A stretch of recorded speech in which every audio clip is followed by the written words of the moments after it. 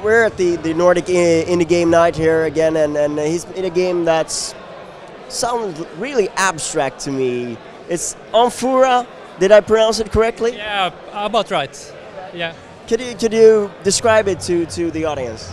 Yeah, the idea is that it's a shadow theater inspired puzzle game, physics puzzle, that presents a series of scenes to the player, like a setting. Just a scene. I don't know how to explain it, or like a girl with a kite, and you have to make sense of that scene. And the thing is that first the player must understand what they're seeing, and then they have to build something to make the things they envision happening will actually play out in the level.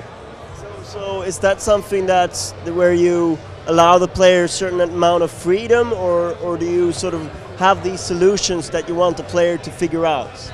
Right now it's just one correct solution, but in the final game we will try to experiment with having alternate endings, like the player can do several different stuff and get several different results, so they can progress in the game, although they didn't solve it the exact way.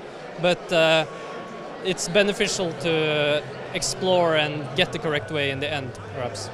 Something that you failed to mention is the narrative. Is it a secret? Is it something for the player to explore, or can you give us any sort of hints to the narrative? Actually, that's kind of an experiment too, because I want the story to be sort of like a puzzle, so that the player have to figure it out as they go, and they won't be told any direct story with voiceover or something like that.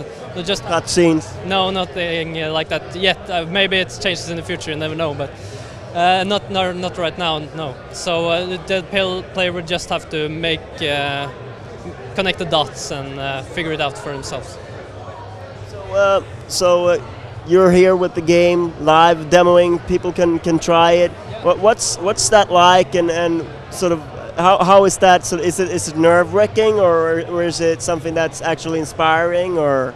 Yeah, well, it's everything actually. It's both inspiring and unnerving.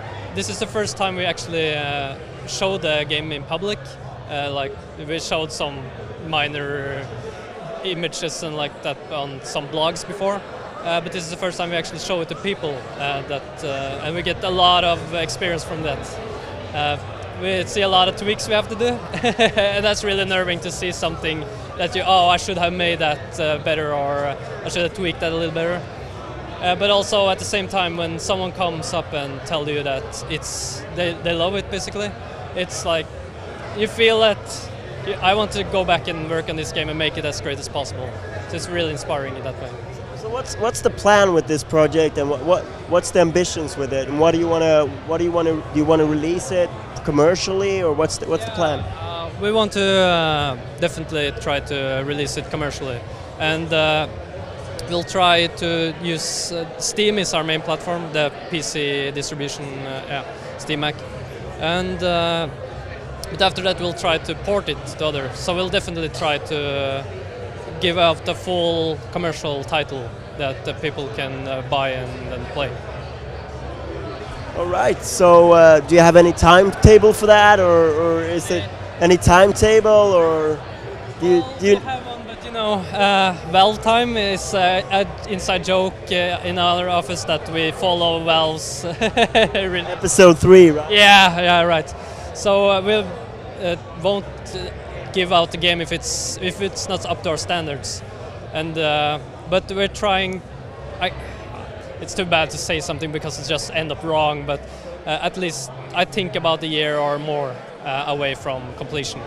You're still coming up with new ideas for it, so you're still a bit far away from. A lot of tweaking. That's a really boring part, but it has to be done. So.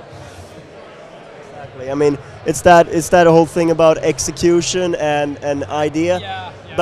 But an idea is so much better if it's executed well. Exactly, and I think. I like good ideas, but the execution have to be correct, or it just falls apart. A good idea can't just stand on its own. It must be executed well, in my opinion, though.